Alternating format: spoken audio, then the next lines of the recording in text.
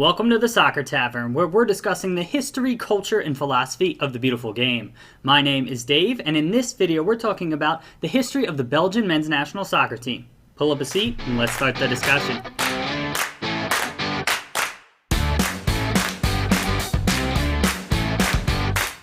Belgium is a country with a population of about 11.5 million people. It's located in northwestern continental Europe. Belgium's National Soccer Federation is a member of UEFA, which is the European Confederation in FIFA. Belgium plays its home matches at the Stade Rouges Boudewijn, which is the French pronunciation, or Koning Boudewijn Stadion, which is the Dutch pronunciation, I believe, in Brussels. It holds about 50,000 people. In the summer of 1895, a group of representatives from some of the best clubs in Belgium gathered to form an executive committee to govern the sport of soccer in the country. The leader of this initiative was a man named Louis Mollinghuis. As a result of this initiative, the Belgian Union of Athletics Sports, or UBSSA, which was its acronym in French, was officially founded on September 1st, 1895. The organization also included governing other sports beyond just soccer at that time. The UBSSA was a founding member of FIFA when it was formed in 1904. By 1912, the organization dropped governing all other sports and became the Union Belge des Sociétés de Football Association, which was its French pronunciation, and it was abbreviated as UBSFA. Then, in 1913, due to Belgium's multilingual culture, the organization adopted an additional official name in Flemish, which was the Belgische Voetbalbond, or BVB. Finally, in 1920, for the organization's 25th anniversary, King Albert awarded a royal title to the Football Association. So it officially became the Union Royale Belge des Sociétés de Football Association in French, or URBSFA, and it also became the Koninklijke Belgische Voetbalbond in Flemish, which was KBVB. This is the organization's official name today. The Belgian national team has one nickname, but because of the multilingual culture, it's got two different pronunciations. Les Diables Rouges, which is the French pronunciation, and Rode Duivels, which is the Flemish pronunciation. Both of these mean the Red Devils in English. That nickname comes from the country's kit color, and it was coined by a journalist after Belgium beat Netherlands 5-0 way back in 1906. The Belgian National Soccer Federation, Crest, is the country's flag in a shield shape. The organization's official acronyms of URBSFA and KBVB are listed in the middle of this shield. At the bottom of the shield is the Football Association's founding year of 1895. On top of the shield is a crown symbolizing the royal designation bestowed on the Federation by King Albert in 1920. And I'm not certain of the reason for the leaves or wreaths outside the shield.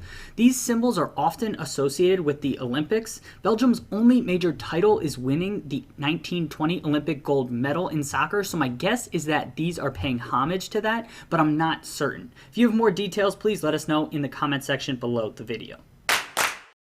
Belgium has appeared at 13 World Cup finals tournaments, including the 2018 World Cup. Its best ever finish was back in 1986 when it came in 4th place. From a continental competition perspective, Belgium has appeared at 5 European championships. Its best ever finish at a Euros was 2nd place back in 1980.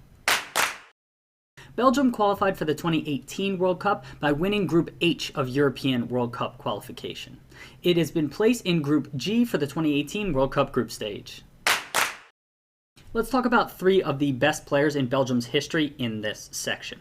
Paul van Himst is widely considered the greatest player in Belgium's history. He played for the Red Devils from 1960 to 1974 and scored 30 goals in 81 caps.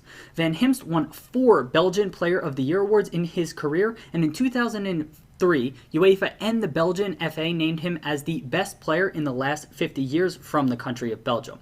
He was also voted as the 39th greatest player in the 20th century and the highest ranked Belgian player on that list. Jean-Marie Pfaff was goalkeeper for Belgium's first golden generation from the mid-1970s to the late 1980s. He was in net for Belgium's best ever finishes at both the World Cup and European Championships, which we mentioned a couple segments ago. Pfaff was named the 10th best goalkeeper of the 20th century and was also named world's best goalkeeper in 1987. Both of those last two honors came from the IFFHS. And the last historical player I'd like to mention is Jan Keulemans. Keulemans was the attacking midfielder on the same teams as Jean-Marie Pfaff, so he was also a member of Belgium's best ever finishes at a World Cup and Euros. He had 23 goals in 96 caps, which was the Red Devils' appearance record until it was just recently broken.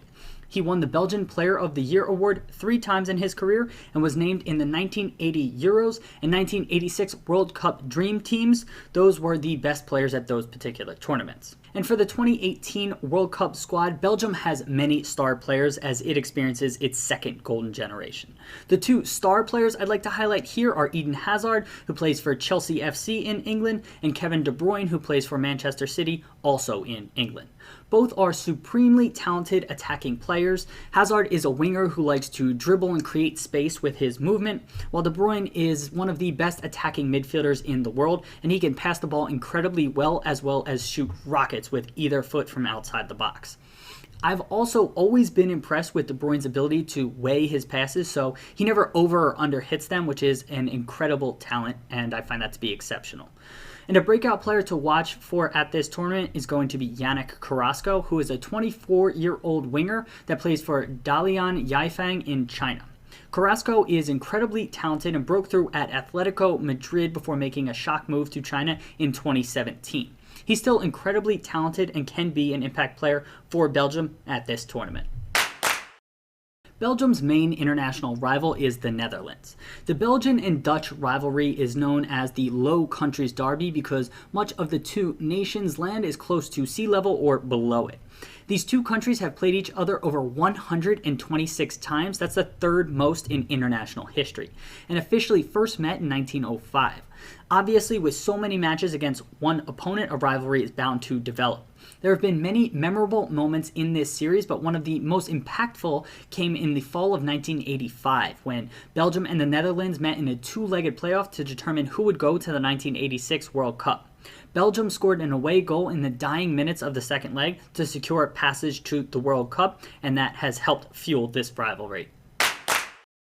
The Red Devils' all-time record appearance holder is Jan Vertonghen with 99 caps at time of recording. He's still an active player and likely to add to that tally. And the country's record goal scorer is Romelu Lukaku with 31 goals at time of recording. He is also still an active player and likely to add to that tally. And 2 last interesting facts for you about Belgium. The Red Devils played in the first officially recognized international match on continental Europe. The match was against France on May 1st, 1904 in Brussels and ended as a 3-3 draw. And the other fact is that Belgium won the 1920 Olympic gold medal by default as Czechoslovakia walked off the field in protest during the final match. The referee abandoned the match and awarded Belgium the title. This is the only time in history that the final of a major international soccer tournament was abandoned. So there you have it, a bit of history on the Belgian men's national soccer team. If you have anything else to add to our discussion, please let us know in the comment section below the video. Thanks for stopping by the Soccer Tavern. Hope to see you again soon. Cheers!